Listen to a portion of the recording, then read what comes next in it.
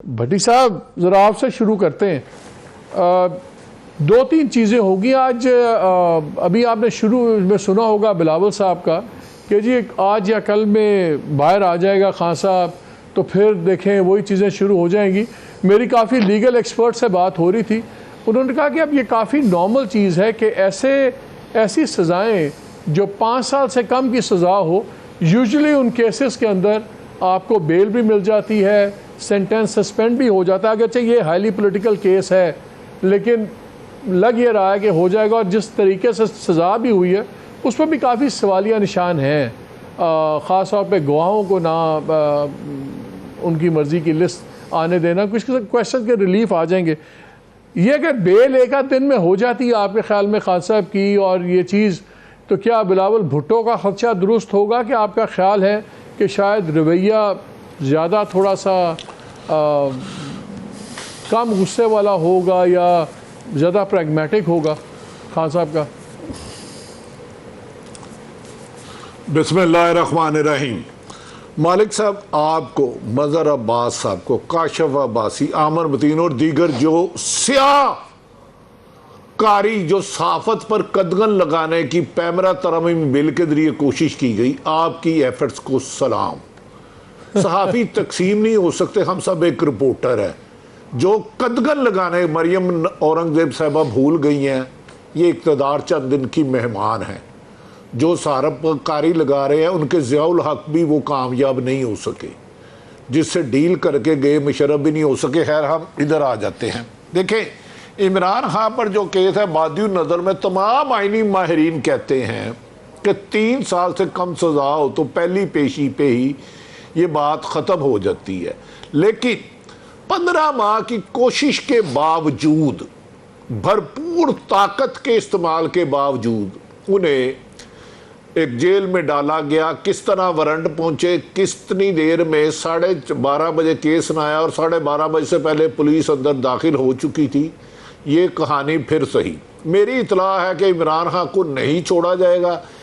170 के तकरीबन करीब मुकदमा था। एक से निकलेंगे दूसरे में पकड़ लेंगे, दूसरे से निकलेंगे तीसरे में पकड़ लेंगे। आप मुझसे ज़्यादा बाखबर हैं। जब ये इमरान खान को अटक जेल में लेके गए तो कुछ अफसर और मुलाजम उनके परस्तार वहाँ भी निकल आए। अब पता नहीं उनको क्या ये सज़ा देते हैं। और एक ने कहा कि सर, मेरी बड़ी ख्वाहिश थी आपको करीब से देखूं, लेकिन बड़ी आहिस्ता आवाज़ में कहा।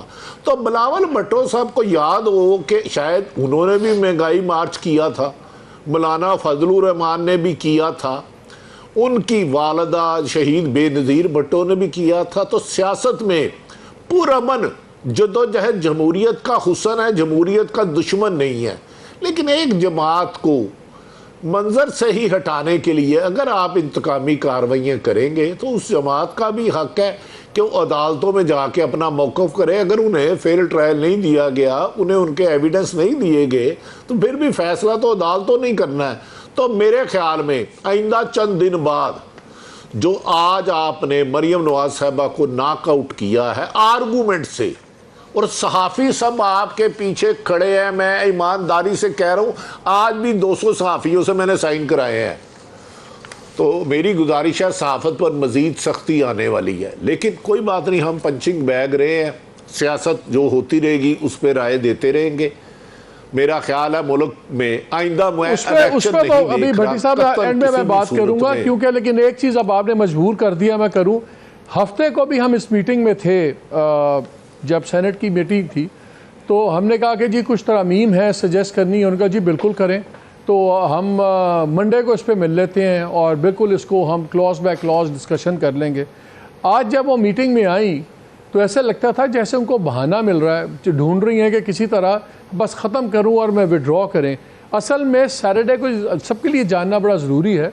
2 बातें तय हुई। एक, हमने कहा कि जी इसको आज़ाद इदारा होना चाहिए, इसको एग्जेक्टिव से निकालें, हुकूमत से निकालें, सदर साहब अपॉइंट ना करें, पार्लिमान के जो नुमाइंदे हैं वो अपॉइंट करें, चेयरमैन पैमरा को, जो 12 मेंबर्स हैं, कंप्लेंट काउंसिल का एक तरीका हो। उनका जी बिल्कुल ठीक बात है, हम ये चाहते हैं। और फिर हमने कहा कि इसी तरह इसको हुकूमती दबाव से निकाल के आज़ाद दिलवा, उसके लिए हम आपको तरमीम देंगे। हाँ जी बिल्कुल ठीक है। मेरा तो ख्याल है कि वीकेंड के ऊपर इनके अपने बॉसेस ने या जिसने भी इनको ज़रा सुनाई है कि आप कहाँ से अब आप जा रहे हैं, तो आप कैमरा को क्यों इतना आज़ाद करना चाहते हैं, क्यों उसकी दूसरी करना चाहते हैं, और वो टोटल उस चीज़ से पीछे हट गई। लेकिन उसमें मैं ज़रा एंड में बात करना चाह रहा हूँ, बिकॉज मैं ज़रा उसमें डिटेल में मज़र भी हैं, दावा ये कर रहे हैं कि अपनी इंफॉर्मेशन की बेस पे वो दावा कर रहे हैं। सच को मिलाना है। अल जुल्फकार तंजीम पर आपने भी बहुत स्टडी की, मजर साहब ने भी की, उसका मकसद क्या था, किस किस को हिट करना, और पीटीआई का क्या मुतालबा है कि साफ शफाफ इलेक्शन करा दे। यार हो कैन इट पॉसिबल, आप इन दोनों का कंपैरिजन कर रहे हैं। एक जमात कह रही है साफ शफाफ इलेक्शन करवा दे, साफ शफाफ इलेक्शन करा दे, अल तंजीम बनती है काबल में, उसकी भट्टी साहब मुझे एक बात बताएं, एक बात बताएं, आपने खुद ही में शुरू में एक बात की करना चाहती है। और यार ये कंपैरिजन की मुझे समझ नहीं आई कि ये कैसे एक दूसरे को कर सकते हैं। वो तो अच्छा भट्टी साहब एक बात बताएं, आपने शुरू में एक बात की, आपने कहा कि एक केस पे सुलह हुई है, दूसरा केस निकलेगा, फिर कोई तीसरा केस निकलेगा। हमें स्ट्रेटेजिक नज़र नहीं आ रहा। हमारा ख्याल था कि खान साहब ने खुद भी अपने बयान दिए, वीलॉग्स निकाले कि मैं जब आप ये देख रहे होंगे तो मैं उस वक्त एक अरेस्ट हो गया हूँगा।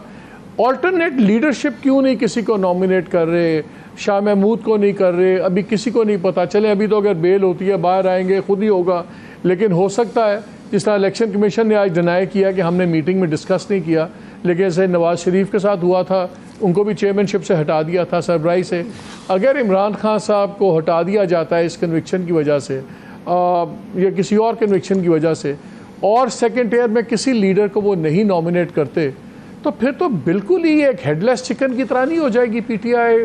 ना उनके कोई लीडर्स दरमियान में से निकल गए हैं, किसी को कुछ पता नहीं, या कोई गायब हैं या तायब हैं, तीसरा तो कोई है नहीं।